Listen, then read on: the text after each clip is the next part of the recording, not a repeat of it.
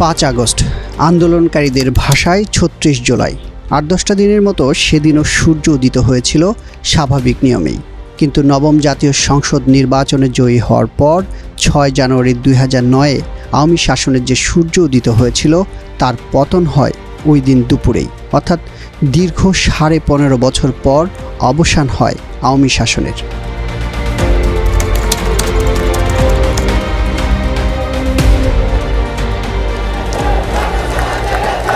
আগের দিন অর্থাৎ ৪ আগস্ট সন্ধ্যায় সার্বিক পরিস্থিতি বিবেচনায় নিয়ে মার্চ টু ঢাকা কর্মসূচি একদিন এগিয়ে ৫ আগস্ট নির্ধারণ করা হয়। কর্মসূচির ব্যাপকতা আঁচ করতে পেরে ওই দিন সন্ধ্যা ৬টা থেকে অনির্দিষ্টকালের জন্য কারফিউ জারি করে সরকার।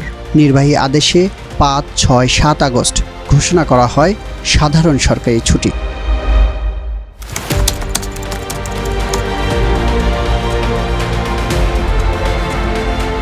সরকার পতন নিয়ে বিভিন্ন গণমাধ্যমে যে খবর বেরিয়েছে তাতে উঠে আসে তৎকালীন প্রধানমন্ত্রী শেখ হাসিনা ৪ আগস্টের রাত ১:৩০টা পর্যন্ত সেনাবাহিনী সহ বিভিন্ন বাহিনীর প্রধান ও রাজনৈতিক দলের শীর্ষ নেতাদের সাথে বৈঠক করেছেন। ওই বৈঠক থেকে পরদিনের মার্চ টু ঢাকা কর্মসূচি ঠেকাতে ছক আঁকা হয়। আইনশৃঙ্খলা বাহিনীর প্রধানরাও তাকে আশ্বস্ত করেন পরিস্থিতি নিয়ন্ত্রণেই থাকবে।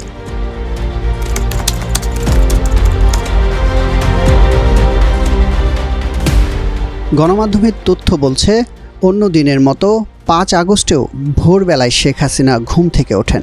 সকালে নাস্তা শেষে খোঁজ নেন দেশের আইনশৃঙ্খলা পরিস্থিতির।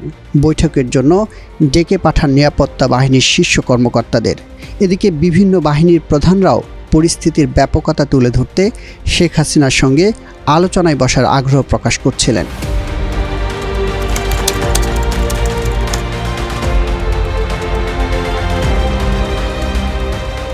কারফিউ আর নিরাপত্তা কড়াকড়ির মধ্যে রাজধানী ঢাকার ৫ আগস্টের সকালটা ছিল একটু আলাদা।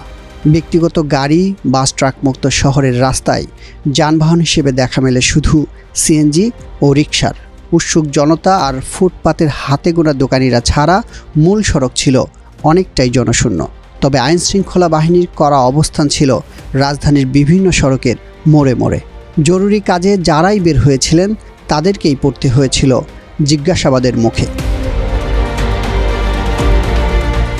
এদিকে সামরিক গোয়েন্দা সংস্থার নির্দেশে ৪ আগস্ট দুপুর ১:২১ থেকে বন্ধ করে দেওয়া মোবাইল ইন্টারনেটের পাশাপাশি বন্ধ করে দেওয়া হয় ব্রডব্যান্ড ইন্টারনেটও। ৫ আগস্ট সকাল 10:30টার দিকে ঢাকার বিভিন্ন এলাকায় ব্রডব্যান্ড ইন্টারনেট বন্ধ করে দিলে ব্যাহত হয় শহরের বিভিন্ন স্থান থেকে টেলিভিশনের লাইভ সম্প্রচারও।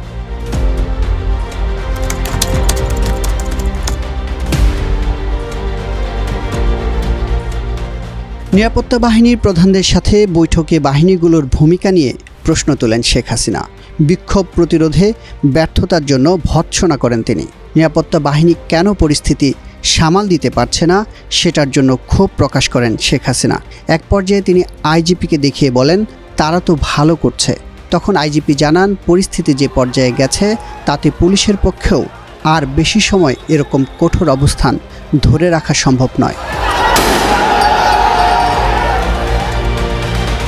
এর আগে বৈষম্য বিরোধী ছাত্র আন্দোলনের মার্চ টু ঢাকা কর্মসূচিতে অংশ নিতে সকাল 10টার দিকে ঢাকা কেন্দ্রীয় শহীদ মিনারের আশেপাশে জড়ো হন আন্দোলনকারীরা।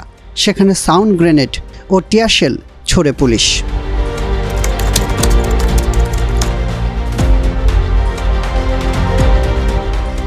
ইন্টারনেট বন্ধ হওয়ায় মার্চ টু ঢাকা কর্মসূচিতে আন্দোলনকারীদের উপস্থিতি নিয়ে যখন স্পষ্ট কোনো ধারণা পাওয়া যাচ্ছিল না, তখন সেনাবাহিনীর পক্ষ থেকে জানানো হয় দুপুর 2টায় দেশের জনগণের উদ্দেশ্যে বক্তব্য দেবেন সেনাপ্রধান জেনারেল ওয়াকারুজ্জামান।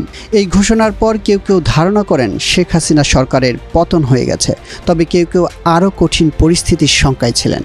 এদিকে ঢাকার প্রবেশমুখ ও বিভিন্ন এলাকায় আইন শৃঙ্খলা বাহিনীর ব্যারিকেড ভেঙে মূল সড়কে আসতে শুরু করেন আন্দোলনকারীরা।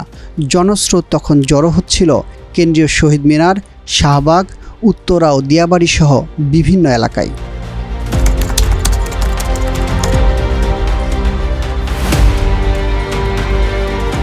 সেনাপ্রধান ভাষণ দেবেন এমন ঘোষণা আসার পর ঢাকার মূল সড়কগুলোর গুরুত্বপূর্ণ কয়েকটিতে অবস্থান নেন আন্দোলনকারীরা।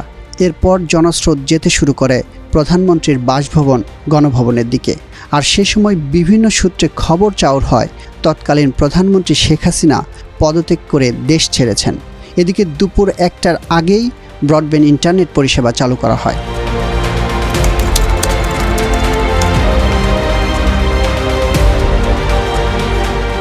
ঘোষণা অনুযায়ী দুপুর 2টায় সেনাপ্রধান জনগণের উদ্দেশ্যে ভাষণ প্রদান না করলে এক ধরনের চাপা উত্তেজনা বিরাজ করে সাধারণ মানুষের মাঝে। যদিও প্রধানমন্ত্রী শেখ হাসিনার পদত্যাগ করে দেশ ছাড়ার খবরটি তখন সবার মুখে মুখে, ফলে রাস্তা তখন সাধারণ মানুষের দখলে। এদিকে সরকারি নির্দেশে 2টার কিছু পরে 4G সেবা চালু করে মোবাইল অপারেটররা।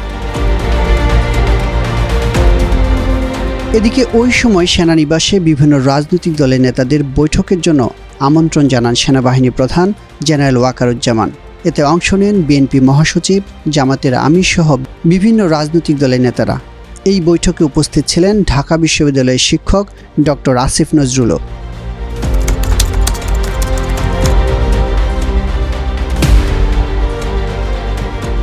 দুপুর 3টার পর মার্চ টু ঢাকা কর্মসূচিতে অংশ নিতে ঢাকা ও ঢাকার বাইরে থেকে আসা জনস্রোত প্রবেশ করে প্রধানমন্ত্রীর বাসভবন গণভবনে।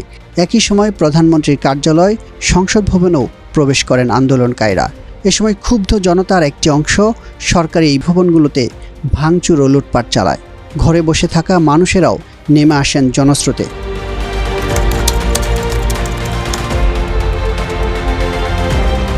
প্রধানমন্ত্রী পদত্যাগ করেছেন এবং এখন একটা ইন্টারিম গভর্নমেন্ট ফর্ম করে আমরা আমাদের কার্যক্রম পরিচালনা করব। রাজনৈতিক দলগুলোর সাথে দীর্ঘ বৈঠক শেষে গণমাধ্যমের সামনে আসেন সেনাপ্রধান জেনারেল ওয়াকারুজ্জামান। তিনি জানান শেখ হাসিনা পদত্যাগ করে দেশ ছেড়েছেন এবং পরবর্তী পরিস্থিতিতে করণীয় ঠিক করতে রাজনৈতিক দলগুলোর সাথে বৈঠক করেছেন। এ সময় সেনাপ্রধান বলেন, এখন রাজনৈতিক ক্রান্তিকাল চলছে, একটি অন্তর্বর্তী সরকার গঠন করা হবে। এদিকে বিকাল 4টার পর ধানমন্ডি 32-এর বঙ্গবন্ধু জাদুঘর সহ আওয়ামী লীগের বিভিন্ন স্থাপনায় অগ্নিসংযোগ করেন আন্দোলনকারীদের একটি অংশ।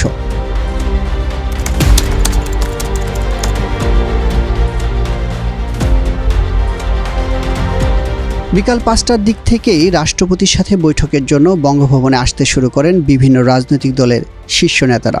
সেনাবাহিনীর গাড়িতে করে সন্ধ্যার দিকে বঙ্গভবনে পৌঁছান বিএনপির মহাসচিব, জামাতের আমির সহ বিভিন্ন রাজনৈতিক দলের শীর্ষ নেতারা।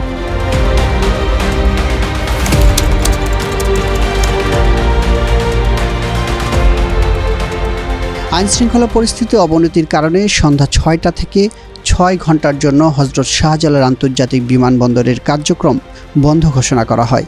এ তথ্য জানায় আন্তঃবাহিনী জনসংযোগ পরিদপ্তর আইএসপিআর।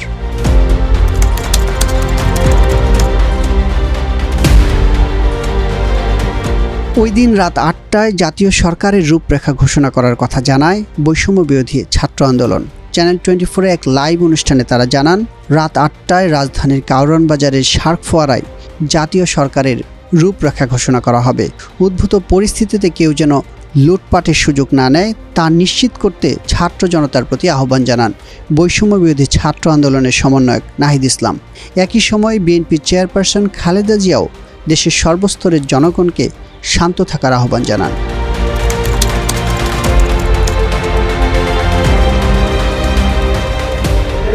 রাত 8টার দিকে চ্যানেল 24-এর বিল্ডিংয়ে বৈষম্য বিরোধী ছাত্র আন্দোলনের সমন্বয়করা জানান, আগামী 24 ঘন্টার মধ্যে অন্তর্বর্তীকালীন জাতীয় সরকারের রূপরেখা প্রণয়ন করা হবে। আগামী 24 ঘন্টার মধ্যেই অন্তর্বর্তীকালীন জাতীয় সরকারের রূপরেখা হাজির করব।